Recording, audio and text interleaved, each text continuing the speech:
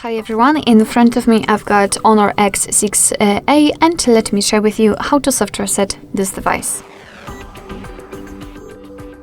So the soft reset operation will basically forcefully restart the whole system, and this operation may be useful if for some reason the screen stopped working properly, it does not respond to your touches, etc. In order to do that, we have to press the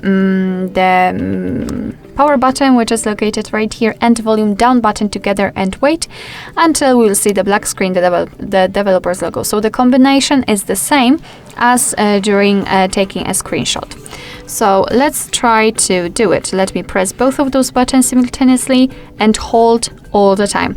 As you can see, we just made a screenshot, and that's okay, just ignore it. Keep pressing both buttons. As you can see, we've got the black screen, which is good. I felt the vibration. So we can release the finger. We've got also the developer's logo, which means that in a second our device will be restarted.